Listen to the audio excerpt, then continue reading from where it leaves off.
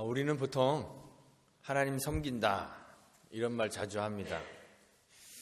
섬긴다는 말은요, 보통 윗사람이나 어른을 이렇게 잘 받들어 모신다는 말입니다. 하나님은 존재하는 것 모든 것들 중에 가장 존귀하고 가장 거룩하신 분이기 때문에 마땅히 우리가 마음을 다하고 뜻을 다하고 힘을 다하고 정성을 다하여서 섬겨야 하는 분인 것이 당연합니다. 여러분도 그렇게 생각하시죠? 그런데 우리 주님께서 우리에게 말씀하시기를 우리 주님이 이 땅에 오신 이유가 섬김을 받으려 함이 아니라 도리어 섬기려 하고 자기 목숨을 많은 사람의 대속물로 주기 위함이다. 이렇게 말씀하셨습니다. 마태복음 20장 28절에 있는 말씀입니다.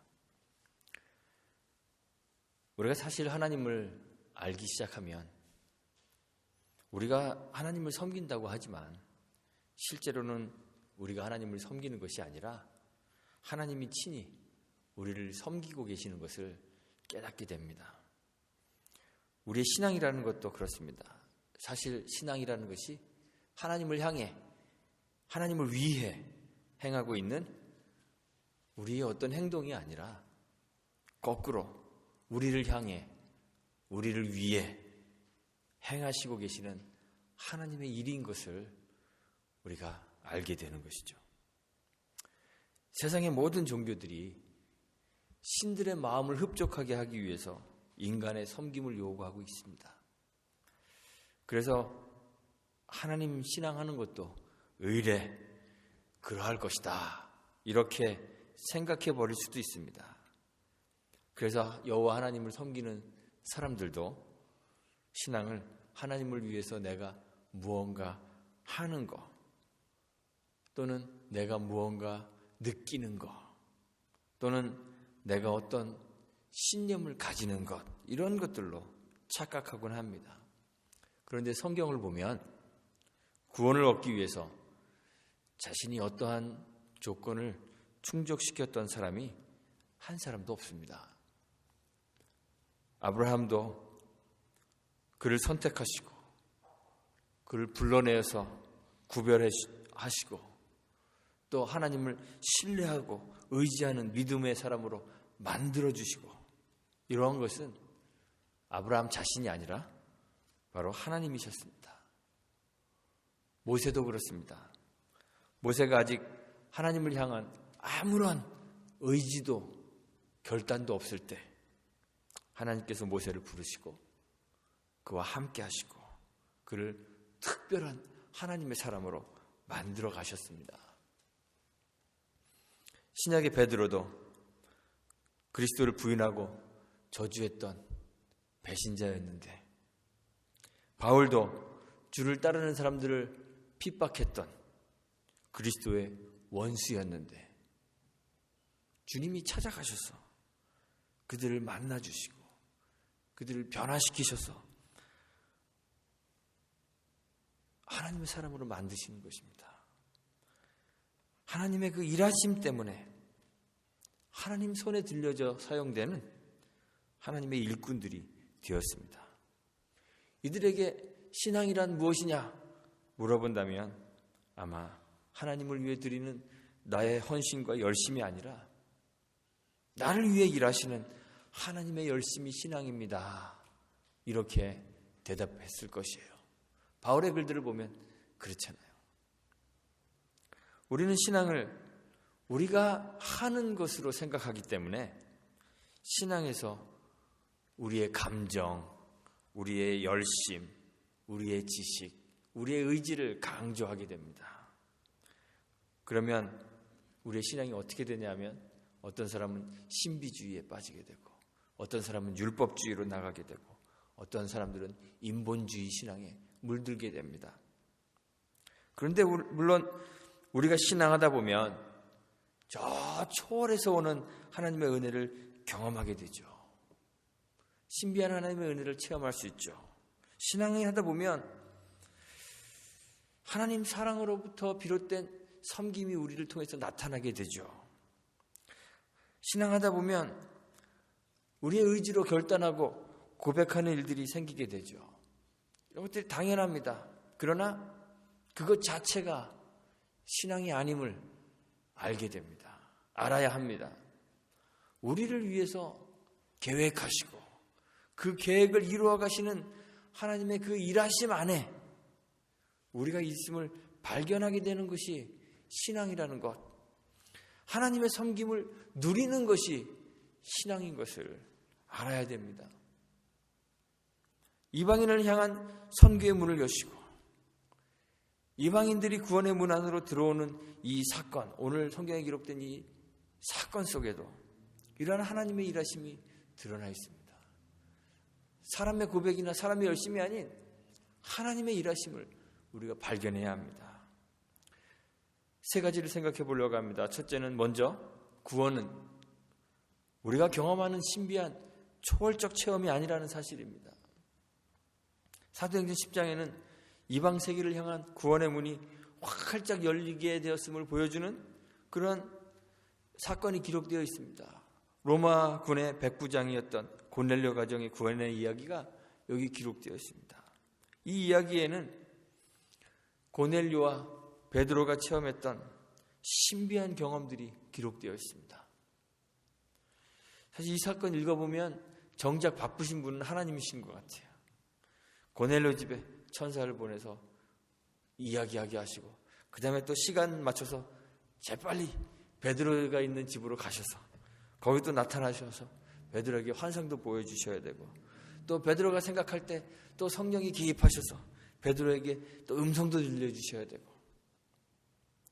그런데 기왕 고넬료에게 천사를 보내서 신비한 체험을 하시려고 하셨다면 이 체험과 함께 그를 그냥 그 자리에서 변화시키고 하나님 백성으로 만들어주시면 될 텐데 하나님은 고넬료를 이 신비한 체험을 통해 변화시키지 않으시고 귀찮고 피곤한 과정을 거치게 하십니다. 사람을 욥바로 보내게 하시고 욥바에서 피장 시몬의 집을 찾도록 하시고 거기에 머물고 있었던 베드로를 초대하게 하시고 또 베드로가 다시 거기에서 욥바에서 이 가이사랴로 또 가서 고넬료 집을 방문하게 하시고 그러한 일련의 과정들을 통해서 하나님의 일을 하십니다. 신비한 체험은 우리를 놀라게 할 수 있습니다. 신비한 체험은 우리를 황홀경에 빠지게 할 수도 있습니다. 방언이나 예언이나 병 고치는 은사나 각종 다른 여러 은사들을 체험하는 사람들이 있습니다. 기적과 같은 초자연적 사건을 경험하기도 합니다. 치료하기 힘든 불치의 병에 걸렸다가 기적적인 방법으로 치유함을 받는 경우도 있습니다. 소망하고 있었던 일들이 안 되는 줄 알았는데 기적처럼 이루어지는 경우도 있습니다. 그런데 이러한 신비한 체험들을 하다 보면 체험이 목적이 되어버리는 경우가 많습니다. 마치 이런 체험들이 우리의 구원을 증거하는 증거가 되는 양 그것을 구원의 증거로 사용하는 그러한 사람들도 있습니다. 그런데 은사나 기적의 체험이 구원의 증거가 될 수 없습니다. 신앙의 목적도 될 수 없습니다. 많은 기적의 체험자들이 구원과 상관없는 삶을 사는 경우들을 우리는 많이 봅니다. 벳세다 들판에서 오병이어의 기적을 경험했던 사람들이요 남자만 5,000명이었습니다. 여자와 어린아이까지 합하면 아마 한 15,000명은 되지 않았을까 이렇게 생각합니다. 그런데 초월을 경험했는데 복음의 메시지가 전해지자 주님 곁에 남았던 사람들은 예수님의 제자들 외에 얼마 되지 않습니다. 다 주님을 떠나버렸습니다. 제자들이 예수님으로부터 파송받아서 복음을 전하고 기적을 행하고 귀신을 내어쫓고 그리고 돌아온 적이 있습니다. 가룟 유다도 그들 가운데 한 사람이었습니다. 그런데 그는 주를 떠났을 뿐만 아니라 그리스도를 유대 지도자들에게 권력자들에게 팔아넘기기까지 했습니다. 예수님의 부활을 목격한 사람들도 있습니다. 무덤을 지키던 군인들은 예수의 부활을 목격하고도 제자들이 시체를 훔쳐갔다고 거짓 소문을 퍼뜨리는 그런 사람들이 되었습니다. 기적은 우리 안에서 믿음을 만들어내지 못합니다. 그래서 예수님은 이적을 행하실 때 이적을 경험하고 보고 놀라는 것을 넘어서서 믿음에 이르기를 요청하시죠. 38년 된 병자를 고치시고 요한복음 5장 14절에서 더 심한 것이 생기지 않도록 다시는 죄를 범치 말라고 하셨습니다.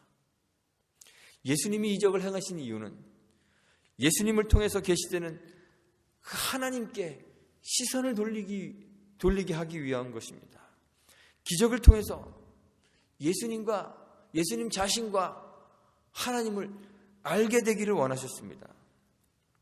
이적이나 신비한 체험은 그것 자체로 실체가 아닙니다. 사인이며 실체를 가리키는 손가락에 불과합니다. 내가 무언가를 가리킬 때요, 여러분들 제 손가락을 보시면 안 돼요. 손가락을 가리키고 있는 그 실체를 봐야 됩니다.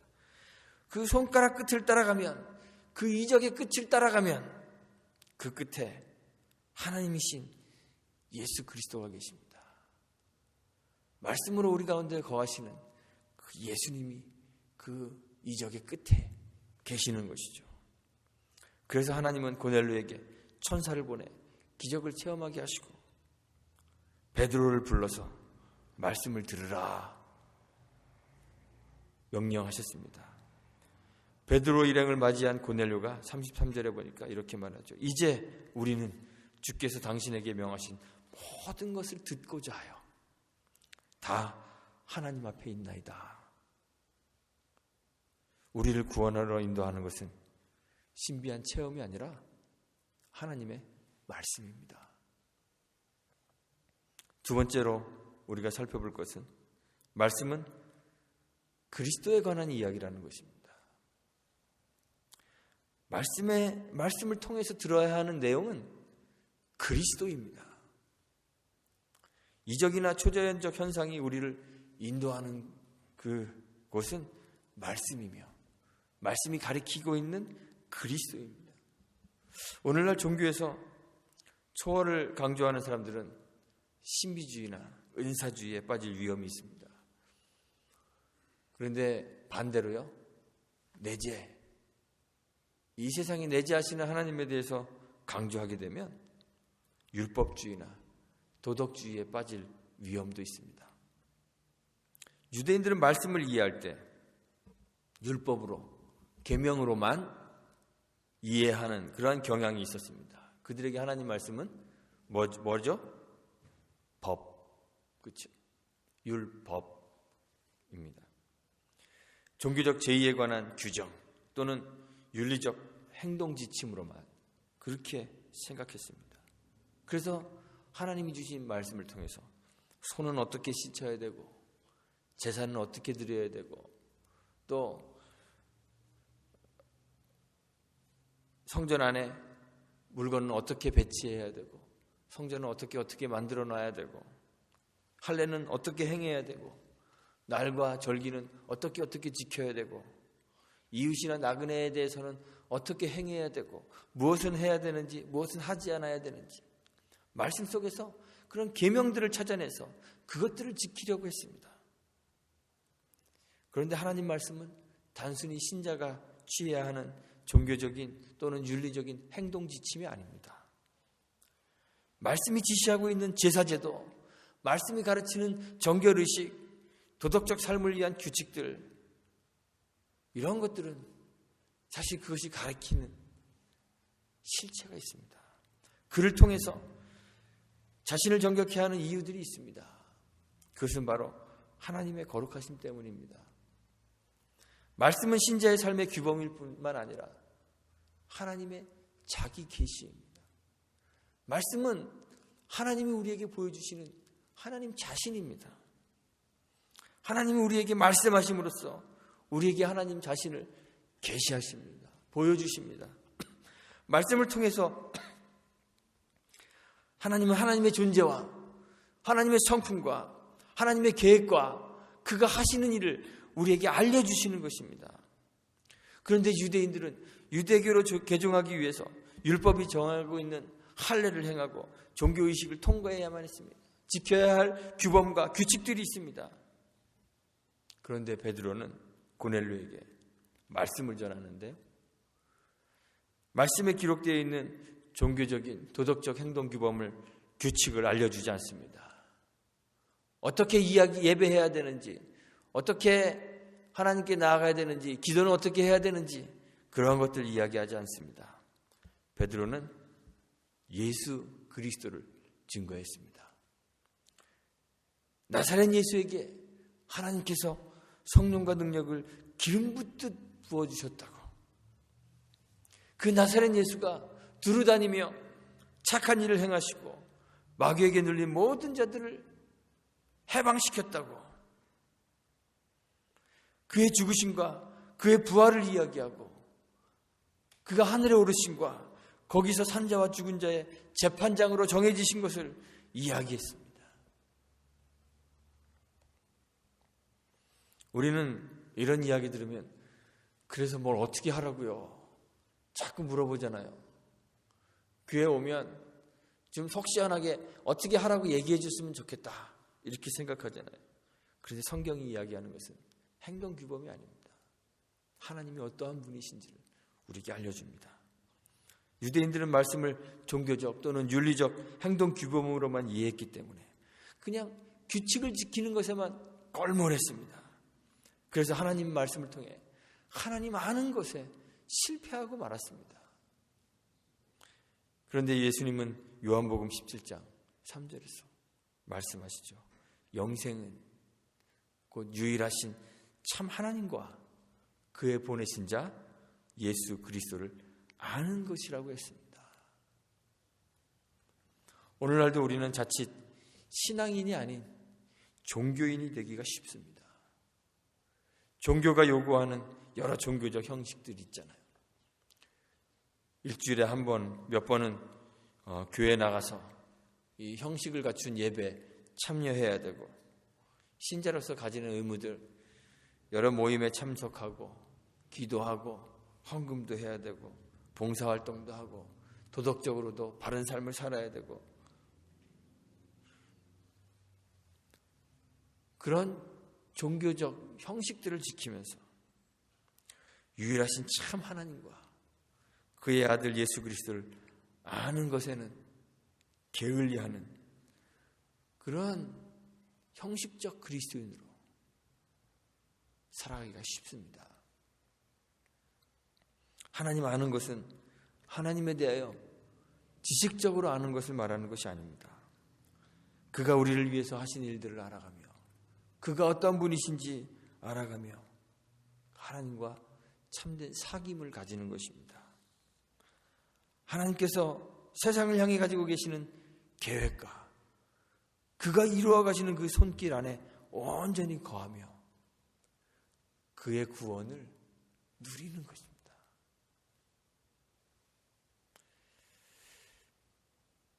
세 번째는, 구원은 사람의 결단이 아니라 말씀과 함께 하시는 성령의 역사라는 사실입니다.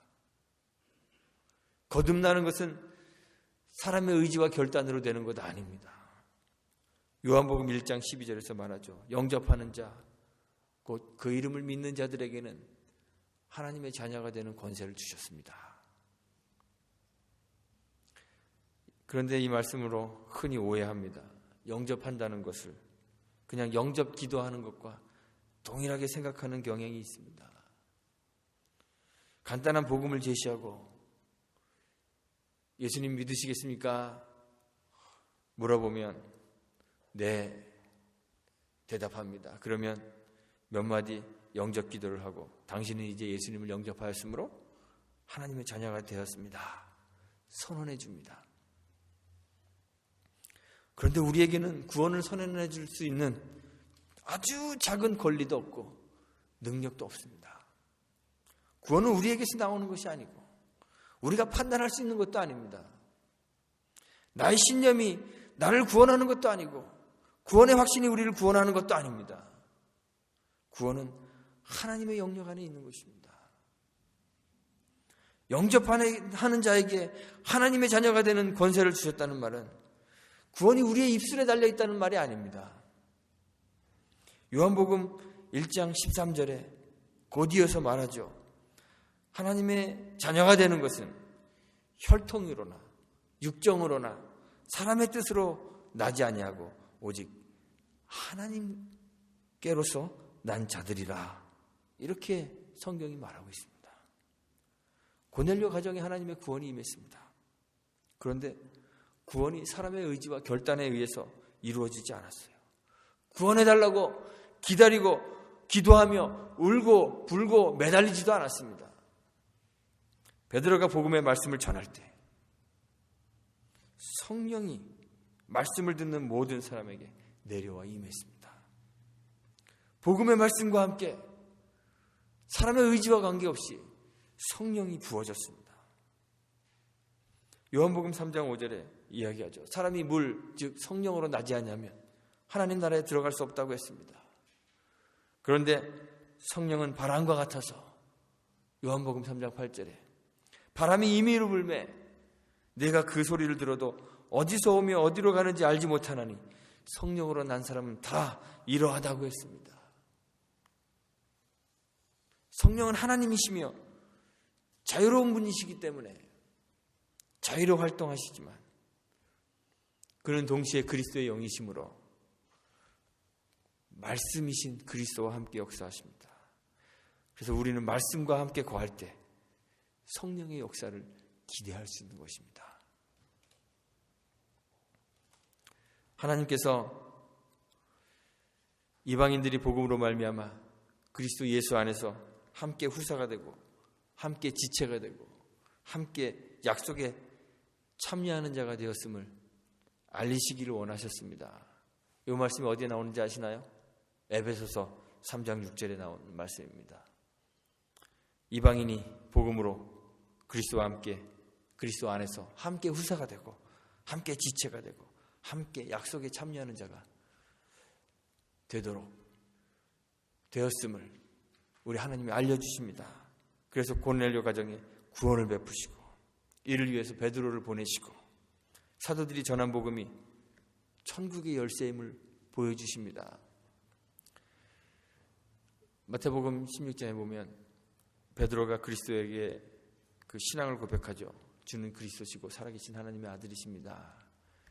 우리 주님이 베드로의 이름을 시몬에서 베드로로 바꿔주시고 반석 위에 그들의 신앙의 고백의 반석 위에 교회를 세워주시겠다고 약속하셨습니다.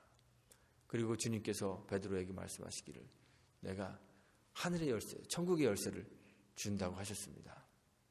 땅에서 매면 하늘에서 매일 것이고 또 풀면 풀리리라 말씀하셨습니다.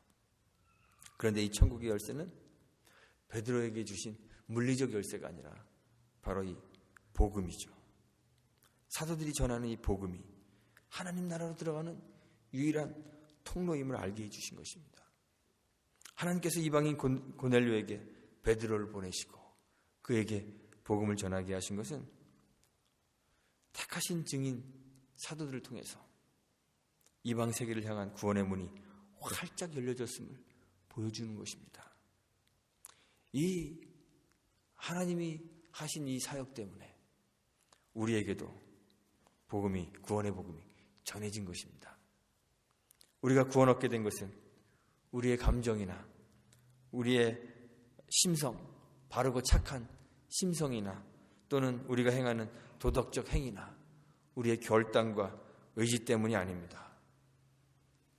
사람을 외모로 취하지 아니하시는 그 하나님께서 베푸신 조건 없는 사랑 때문에 우리가 구원 얻은 것입니다. 복음과 함께 역사하시는 그 성령 때문에 우리가 구원 얻은 것입니다.